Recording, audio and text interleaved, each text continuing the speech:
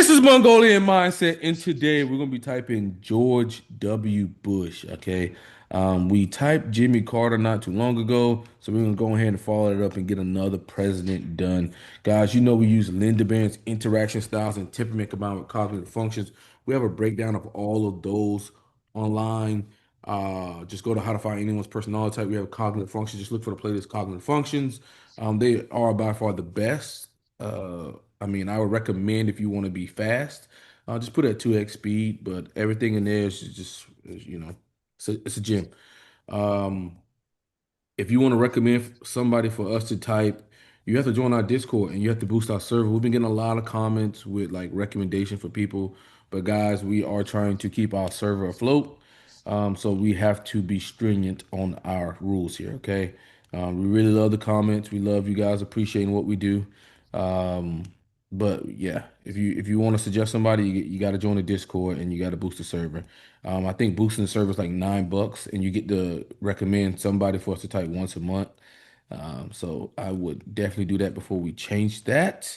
If you want more hands-on experience with like typing and like the books and all of that, we have the Demigod Dojo where everything is listed from like the easiest stuff to the more challenging stuff. And then you can take a test with like Zara or PC to make sure that you actually understand the knowledge. And that's going to allow you to be able to type your family and friends and all those people correctly, and be able to like use this information, which a lot of people cannot do, which is funny as fuck.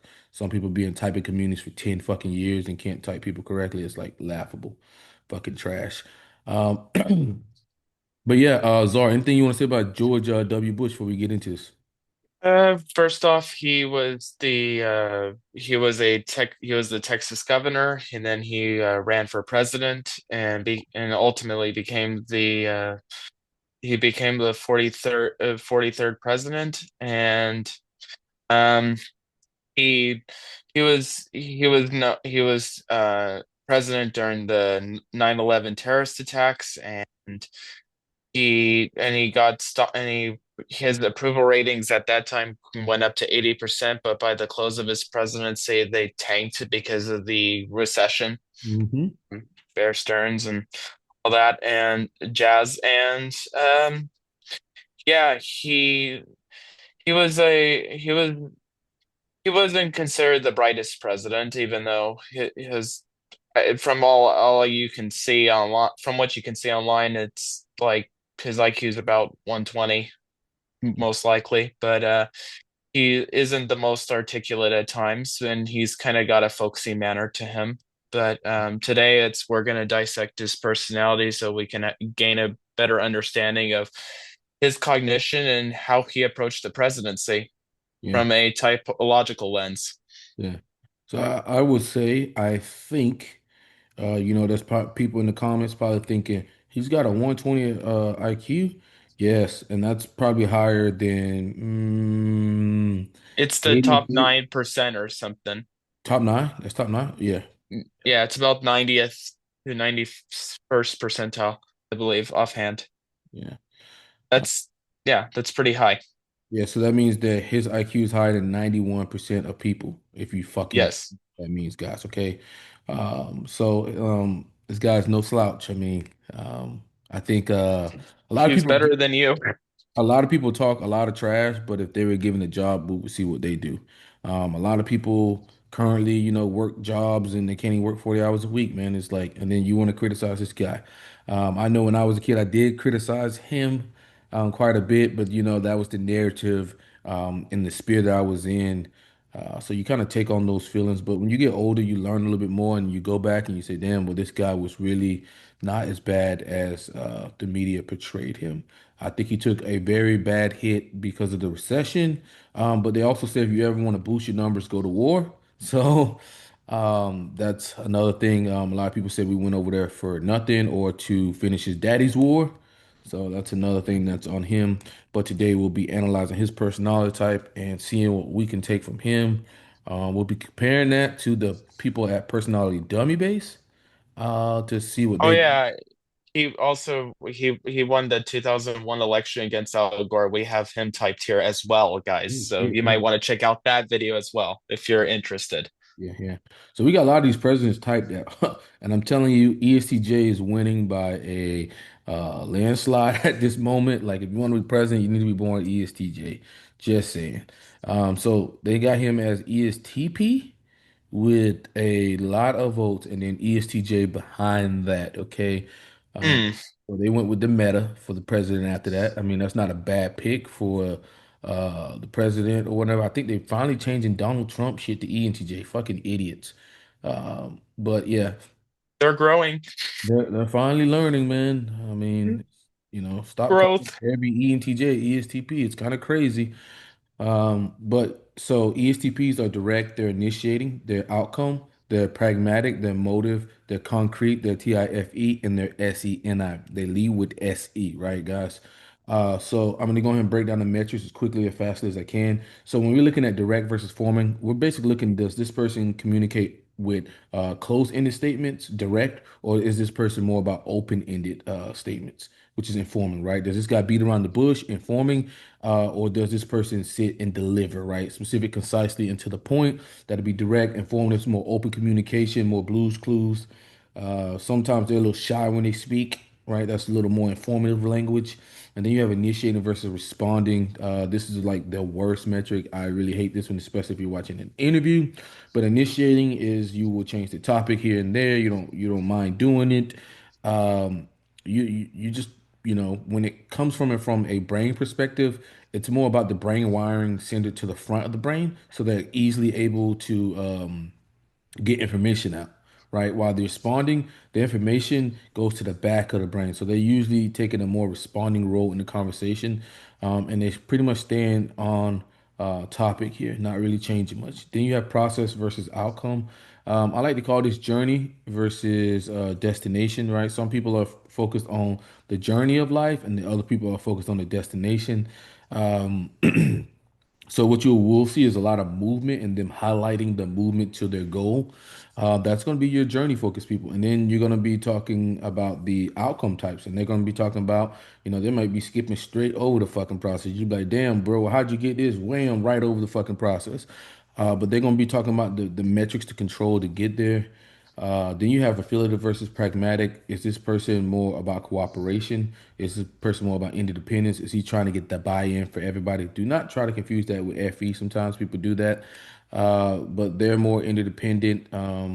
They're asking for permission for things. And then you have pragmatic, which is more of a utilitarian mindset. Ends justify the means. They're more about autonomy overall, right? They don't like things to be forced onto them. While the affiliated people like you to give them a role, like this is your job. Okay, your job is to do this, right? Pragmatic, like, bro, don't tell me what to do, right? Then you got the structure versus the motive. Structure is about like looking at systems behind things, right? Is there a system or structure that you're trying to implement to get your goal, or system and structure that your focus is on first? And then there's people that look at motive, right? They're looking at the inches behind what people get out of situation. They feel a lot better when they know the actual what someone stands to gain for something right before things happen, right? You get this, I get that. Okay, it's cool. We know this, right? They also can look at the psychological motive behind people, right? Okay. People focusing on that shit. Oh shit, motive based.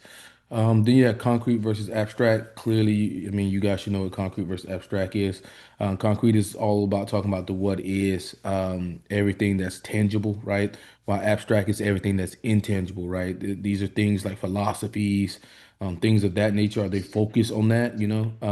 Talking about like the what ifs of life, what could be possible, the extremes, like their vision, things of that nature are going to be more about the abstract because it does not exist. It's intangible, right? Versus people who just talk about the tangible everyday thing. That's going to be the concrete types. Then you have TE and FI. One is I like to say it is evaluating and judging here. So TE is more about empirical information, empirical data, creating systems outwardly, outside thinking as well, like books and all of that. Jimmy Jazz. And you got FI is more about valuing, what do you praise things as, being more in touch with your authenticity, who you are, being at one with, I would say, with self, like with your emotions and stuff of that nature. Then you got TIFE, and I just call it understanding, right? TI, it's all about understanding like things in general, breaking things down from principles to build them up. And FE is just like understanding other people, you know, empathy, noticing where they're coming from, taking on other people's responsibility, taking on other people's emotions. You know, the one person who always gets mad about how somebody else is being treated. That's a damn FE user, right? And then you got SENI and SINE. So SE is all about being in the moment, improvising, doing things of that nature. But when they're doing is they're very aware of the environment, right? So they're constantly scanning the environment to see what they could do. So that's why they're going to be more other referencing. They're going to be more about like things that they can reference together as objective facts, right? So like Jimmy, James, and Zara can agree on this, that's a SC, right? They all see it. While SI is more about the internal experience. I can't validate if Zara feels cold right now. I can't validate if Zara has pain right now. I can't validate if, you know, Zara's uncomfortable right now. That's something we cannot validate, right? That is Zara's own personal subjective experience if he was to talk about that. And people who hint towards that is going to be more SI.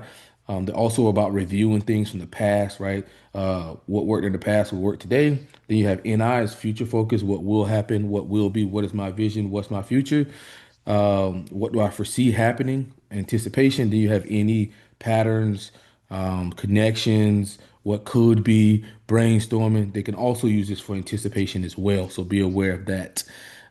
So, just a quick little speed breakdown there. You guys be killing me with this shit. All right, Zara, you ready, man? Yep. Very few in a position to do so, and he'll be talking about life after the White House. With us in Dallas, the 43rd President of the United States of America, George W. Bush. Uncommon knowledge now.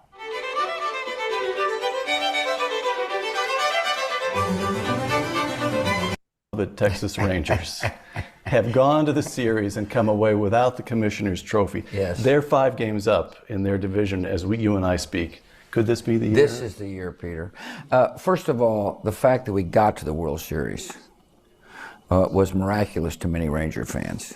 But now that we're used to the World Series, Game 6 of last year still represents major heartbreak. I mean, it was one. You were there, weren't you? No, I wasn't there. I was there for the home games, but this was in St. Louis. And so Laura and I were in Crawford. And went to the game last night with Nolan Ryan, and it's still painful for both of us to relive the moment. But it was. We had never experienced pennant fever in the Metroplex, and it was very exciting. Sadly, lost to the Giants, who you're probably for. And So he's talking about the excitement. He's talking about the panic.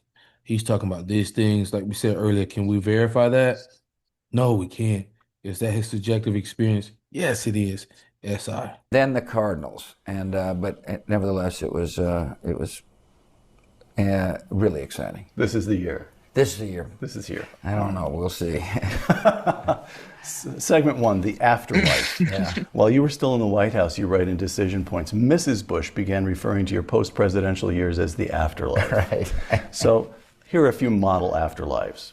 John Quincy Adams leaves the White House, goes right back into public service, Right. serves in the House of Representatives. Bill Clinton, former President Clinton, places himself right in the media center of the world, New York City. On the other hand, you've got Harry Truman.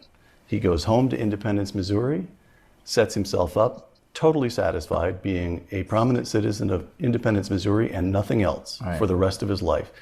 How did you think through what you wanted to accomplish in your afterlife? Well, the other person who has served as a role model for me for a long time is George H.W. Bush, who famously said, once you leave the stage, you stay off the stage. And I thought long and hard about that, and decided that the not being on the stage was something I was comfortable with. I mean, Peter, there's really no sacrifice in serving the country, particularly if you love the country like I do. But if there is one, it's loss of anonymity, and to a certain extent, I'm trying to, or as best as I can, trying to regain it. Secondly, I think it's bad for the presidency to have former presidents bloviating, opining, or telling people how it ought to be done. And so this is a rare occasion for me, and I'm thankful you're here. But I really don't want to be in the public eye anymore, and feel a certain sense of liberation not being out there. You like it better. You like it better. I really do. I mean, look, 8 years was awesome, and I was famous and I was powerful, and but I have no desire for fame and power anymore. I don't want to undermine our president or whoever is president. And a former president can do that, and I think it's bad for the presidency itself. And so I would say there's like affiliative too, man. Like, Yeah. undermine the future president. I Yeah. don't want to do this. Yeah. What was Trump doing when he was out of office? Just Yeah. just to give people some context sometimes, just look at what Trump was doing. Undermining any and everything, buddy. Calling it Sleepy Joe, Stupid Joe, all this other shit, Joe. That's just a context for that. That's why I'm. Yeah, he would go out on these interviews like a year or two later, just talking about what an idiot he is, and We got somebody so incompetent in there. so incompetent, so terrible, quite frankly, so I don't so know. bad, Oh, so bad. he's just a figurehead. Kamala's running everything. I don't know. Someone's running it at least. Someone's running it at I least. mean, his wife has to find him. Joe, where are He you? doesn't know where he is. He doesn't know Joe, where he is. Joe, You could ask him. Joe, where is he? Joe's taking a nap. pretty content. The afterlife, Oh, really doesn't know what where she he should is. have He's said was, we're now getting ready to start a new chapter in our life. After Getting ready to start a new chapter. I would say probably progression there. life being Yep. the afterlife of the presidency, but afterlife kind of gives a sense that you're like Something's dead. over. Right. And I have found that there's life after the presidency is awesome. Presidential libraries, again, a couple different models. The Reagan I think Library Betty's sits still high have- on a hill in Southern California. Magnificent structure. Yes. Isolated, Yeah. but magnificent. Then you've got your dad's library at Texas A&M, where he made a very conscious decision to include a teaching branch of his institution with 36 very impressive fellows at the Bush School for Government and Public Policy, a grant awarding piece branch of Texas A&M. So it's Yeah. integrated into the academic mission of the university. So how did you decide what you wanted for the Bush Center, Well, of for course, your you center? forgot to talk about the Hoover Institute. Widely admired, by the way, and by a lot of people, including me. So I wanted to figure out a way to remain engaged in policy. I wanted to defend certain principles without being involved with politics. And we just started the Hoover model, which is a place of great intellectual depth. Obviously I'd worked with some, Eddie Lazier and Condi and John Cogan. yeah, Kogan and Taylor. Right. All of whom are really bright, smart people who contribute to the dialogue. On the other hand, we wanted to be different. Will you explain what you mean by that? Well, I mean that as a result of our kind of strategizing on certain issues and our defense of certain principles, there are tangible results, meaningful results in people's lives being changed that we can point to. And so anyway, I want to be involved with, for example, the defense of human freedom. It's a principle I believe is important. And I also thought we ought to be involved with higher education. I thought it'd add oomph to our programs. And so I began to look around, and SMU. Right, so he's going through progression here. He's going through progression. This is all progression here. I'm seeing the workup.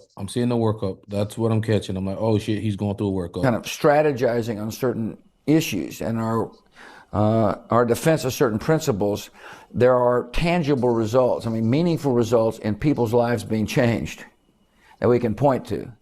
And so anyway, I want to be involved with, for example, the defense of human freedom. It's a principle I believe is important. And I also thought we ought to be involved with higher education. I thought it'd add oomph to our programs. And so I began to look around, and SMU approached us.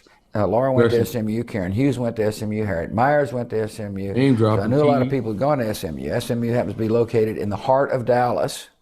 They've got an alumni base that is active and willing to spend money. They were willing to contribute 14 acres of land in the heart of Dallas. And as importantly, they were willing to negotiate a governance structure, which meant we were a part of SMU, but the course of the Institute was not going to be determined by SMU. Right. And that's important. Right. And we studied the Hoover model, by the way, to determine the degree of independence that one can achieve. I think so. He's talking about the Hoover model here, Systematic or structure, right? He's structure. talking And about. even even a little while back, he was talking about some strategy, Mhm. and he's structure. He's Yeah. not motive. Yeah, he's not talking about the motives here. No, it's very structure. Once you become associated with higher ed. Last question before I want to go through these. You mentioned human freedom. Right. And I want to go through a few of those. Last question. Undergrad at Yale, business school degree at Harvard. Mm-hmm. Baylor's closer to Crawford. Yeah. So SMU. Well, there must have been a bidding process there. a little slight. Baylor, yeah, there were serious contention, but it turns out that SMU, for a variety of reasons, some of which I just outlined, became the ideal position. One of the things that makes us unique is that we're in the middle of a big city that's easy to access, and we've got pretty good convening power. So, like when the Dalai Lama came down as a gift to the Bush Center, it was easy for him to get here, and so facility of travel also is a part of our consideration. Right. Okay. Segment 2, global health. I would Yeah. say One of that's your big FE there, considering Yeah. travel for the people that's coming in, right? Yeah, I was about to say that. He wants it to be easy for them, right? Yeah, FE is kind of like taking on, accommodating. accommodating, taking on for other people, you know? Yeah. Initiatives. The Bush Institute has so far committed itself to 6 initiatives. We probably won't have time to get through all 6, but I'd like to talk about a few. Global health, education reform, economic growth, human freedom, military service, and a women's initiative. Yeah. Let's talk about global health. The Institute's Pink Ribbon, Red Ribbon program, and I'm quoting now from the Institute's website, quote, leveraging the President's emergency plan for AIDS relief established under President George W. Bush, which means we've got to step back and talk for a second about PEPFAR. Yeah. The President's emergency plan for AIDS relief. You enacted the program in 2003, committing the United States to spending $15 billion over 5 years, principally in Africa. And as best I can tell, you sit down today and Google around on PEPFAR, and what you get is a unanimous view that it worked. Yeah. According to a 2009 study, this is just one of many studies in the Annals of Internal Medicine, in Africa, the program, PEPFAR, the program saved Damn, but we know who a TE using. more than 1 million lives. How did you come to make that decision? This country had never done anything of that scope Correct. before. So in life, you got to set priorities. I also believe that a principle worth defending, which we will defend at the Bush Center, is to whom much is given, much is required. I believe we're a blessed Too nation much is given, much is required. That's a affiliative statement. that is, therefore, have a sense of responsibility to the extent we can to help Sense of responsibility, that's affiliative. Yes, sir. others. In this case, there was a pandemic destroying an entire And to be generation. honest, that is my brain's leaving me. Uh Guardian temperament. Talking about sense of responsibility, belonging, membership, that type of thing. That is guardian Affiliative. temperament. That's guardian temperament. No, it's guardian temperament. Yeah. Each one has a core need. Like the NTs is competence, Stability. mastery. NTs is competence and mastery. So you'll see like, some people don't fuck around with competence. For instance, me. When you say something stupid in the comments, it's like, bro, you don't even know what the fuck you're talking about. So you can really tell, like, based off a lot of like temperaments and things of that nature. Like the NFs really care about purpose and meaning and that type of thing, while the SPs really care about the freedom to act, freedom to improvise, that type of thing. Just to free to do whatever the hell they want. So you'll see that, and it'll just express itself outwardly over the other cores, right? That's when these people will be the happiest, is when they're hitting those core needs of their set on set group. Like his is the guardian, so they're gonna really care about stability and um, They're, belonging, membership, and that type of thing. When they get yeah, they're also called stabilizers in oh, the Linda that's the Berens. word. That's the word. That's the word. Stabilizers. I went with fucking guardians, but it's the same thing. It's SJs. Yeah, that yours is from David Keirsey. Yeah, I'd be mixing them up sometimes. Yeah, Yeah, it's same thing. It's same thing. same thing. They just Of repurpose. people. Yeah. And I didn't see how I could be president of a powerful, the most powerful, and the richest nation and not lend our support to saving lives. I mean, it would have been unconscionable not to act. And so I thought it was in our moral interests to act. I thought So See, that's a FE.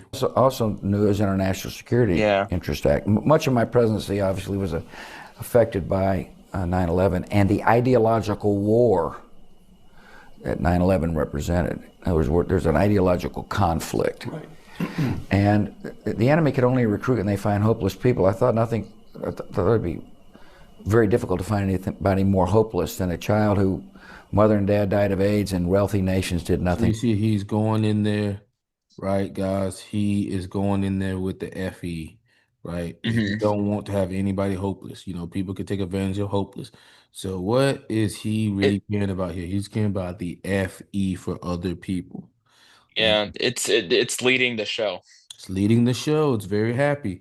That's why George Bush is happy as fuck up there. You know, he gets to use his hero function, do his job, enjoy life, and not be pestered.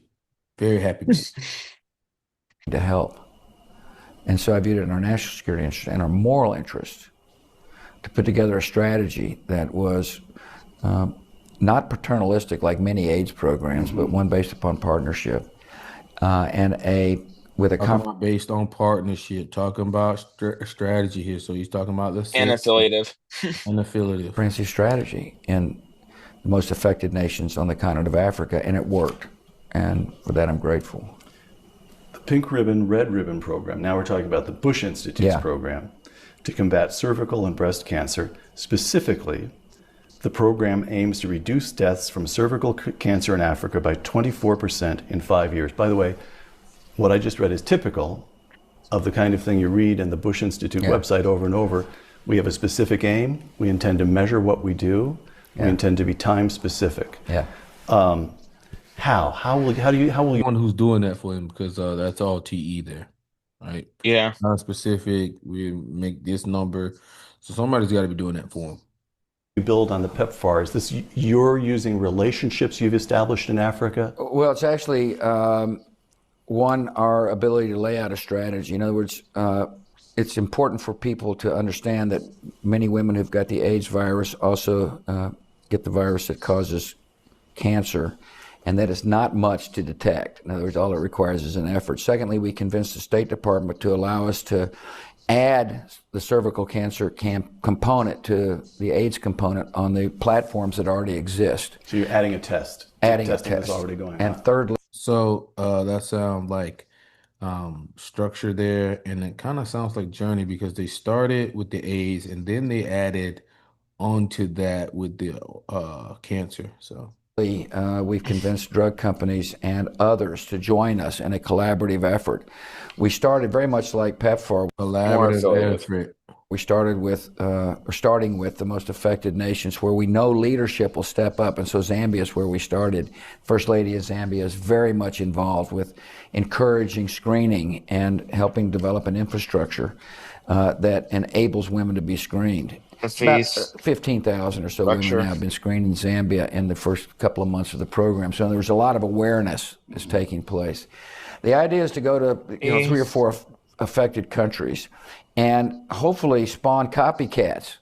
I mean, we don't need to be the author of in every country, but we'd like to be the catalyst for others to say, wow, this initiative works. Therefore, let's join the joint venture the Bush Center's put together, or let's copy what the joint venture's done. And what I tell people who've contributed to our institute is that 5 years from now, we'll be able to show you that thousands now live. And I challenged him. I said, "Do you think it's All right, so that was future focus there, and that was outcome. So shout out to Yeah. him for that. worth it? Do you want to Is the knock human anything off the condition board? Yeah, let's go ahead. I mean, I think we got enough to close it out. I was just like just listening to him. So guys, what Yeah. we saw a lot of was Process. affiliative, guys. So he is affiliative. Hmm. With that being said, that means he's trying to get the buy-in. He's more about everybody cooperating together to handle tasks. He's more about that type of thing, right? We also got a lot of structure, right? Go figure. People in office generally tend to be systematic, right? Just go with the job, not even gonna lie. It's rare that you're gonna see a motive person up there because there's a lot of systems and structures and methodologies and procedures that you got to implement and read and all that. It's a very TE job. So affiliative and structure basically kills the whole board and it makes them essentially a SJ, right? Hmm. Gonna kill the whole board just being affiliative and systematic. So that's a trick just to understand that, right? And then what we were able to pick up from there was that this guy's progression, right? He is listing progression. He's more about the progression here. He's about the journey. He's not just listing outcomes. I mean, he does put some outcomes in there, but it's not overwhelming there. So that would kill ESTJ and ISFJ. So you're looking at um, ESFJ and ISTJ guys, and they're both are SINE. All the whole row is SINE. So um, yeah, he's talking about responsibility and all that other shit. Boo-hoo. So we're down. Well, both of these like concrete, they have to be default concrete, being in this row. Default concrete. He did say something future focused there, which was pretty nice. That we did get that from him. But now we're looking at initiating versus responding, direct versus informing, and George Bush is informing. He's not direct. Peter Robinson's more direct. Yeah, Peter Robinson seems pretty direct, and TE. I mean, we're 13 minutes in. We're done here. What are you thinking? Done? Yeah. Yeah. So, guys, we haven't got one of these in a while. I think it's been a while, ladies and gentlemen, that we've got a I think actual, last time was Phil Collins. yeah, Phil Collins was the last one we got. And I think before that was like some Prince Harry or some shit. So Yeah. Yeah, he he was too. he is ESFJ. So duty, responsibility. Um, He used his FI pretty well though. And he yeah, also uses yeah, some TE, which is yeah, he's a very well developed yeah. He's prodigy. ESFJ. Yeah, There's he no is prodigy, most definitely. There's no denying that the guy's prodigy, ESFJ. So I mean, shout out to him. Kudos to him. Well, it's probably his family too. Yeah. He's got a strong, Dad was strong an family. ESTJ, so he had to survive that.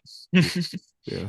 So Enneagram, what are we thinking here? We could either go the route over two W3, um, 6W7, 9W1, I would 1W9. I would, my gut is yeah, I'm going 2W3. two W3. Yeah. Well, what about 2W1? That might sound better. That yeah, I could see that. 2W1 sounds a little bit better. Um, Yeah. yeah, I had to think about that. Two Evildoers. SO slash So SP. yeah. I don't imagine yeah, Yeah, I don't think he's sexual. yeah. You think he's sexual? I don't think he's Okay. I'm sexual. about to say, I'm like, whoa, whoa, whoa, whoa, whoa. No, I do. I'm not brain dead. Like, whoa, whoa, whoa, whoa, whoa. I'm thinking George Bush is what, DN? Um yeah, DN? something like that. I think DN. He's got to be DN. He's an ESFJ. He's president. I mean, like, he's got to be D. It's got to be D. And then you got the N behind it. Um, I think you Yeah. maybe you could. Yeah, I think DN is probably perfect for him. Yeah, I think DN. Yeah, he's definitely he's of course definitely prodigy, guys. Yeah, yeah, he's definitely prodigy. This guy is well developed for um the ESFJ. ESFJ. Yeah, yeah, well developed. Um, so I mean, like I said, I learned a lot of respect for the guy. Um, Later in life, man. Like my mom always used to say, you got to go through heaven. I mean, you got to hit heaven and then go to hell to understand what you had. So when you look back on it, it's like, damn, George Bush was not as bad as people made it out this evening. It just lets you know just how much the uh, people can change your opinion based off narratives, right? Um, Yeah, the contemporary zeitgeist. yeah, like nowadays, like whenever I'm trying to look at, what's going on, a lot of times I'll look at different countries and see how they're reporting it to get a less biased opinion on things. And I learned that through like stocks. I really was big on Chinese stocks and like what the Americans report was kind of not the same as like what they report. So I had to go through and start learning that. And once I learned that, I was like, yeah, um, got to kind of look at different perspectives because they control the narrative and they control what you see. And they control what you see, they control what you fucking think, okay? Um, because you just don't have the fucking information. So yeah, George Bush was an interesting guy. I think that's another president. I think we've done JFK, ESTJ, Barack Obama, ESTJ, Bill uh, Clinton. Bill Clinton, ENFP. That was a shocker. Um, who else? Donald Trump, ENTJ. Joe And Biden. Joe Biden, ESTJ. Jimmy Carter, NFP. INFP. Okay. And we have done Al Gore, ESTJ. Uh, He was uh, only vice president though. yeah, yeah, yeah.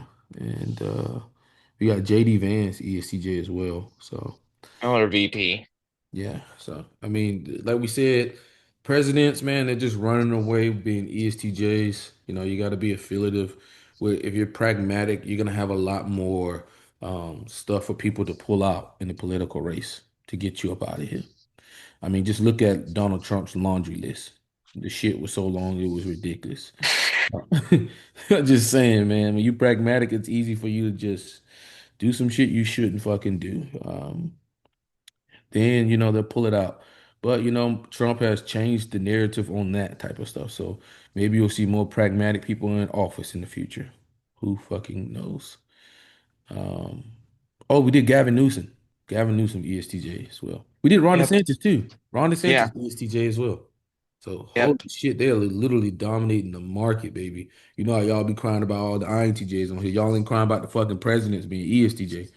Oh, anytime you have a president ESTJ. Oh. You know, I'm fucking crying and shit, bro. It's like, what the fuck, bro? We listen and we dissect, okay? I can't help what they say. Zara, any last words? It was a great typing. No, it's great to have an ESFJ on the board, and it just goes to show that you can do more with yourself and but obviously I think the presidency is an SJ role. Um, but I Stabilizer. think yeah, stabilizer role, and yeah, I think it was a positive session. Yeah, yeah. And guys, if you want to see the celebrities we type, just go to mongolianmindset.org and just hit the celebrity list and you can look at all the celebrities.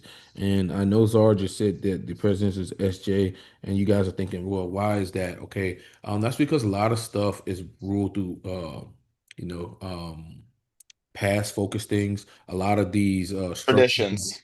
a lot of these structures and bureaucracies are already established stuff, and they're not really going to change much. I think Elon Musk learned something because he thought he could get in there and shake up the SJs, and it's like, no, no.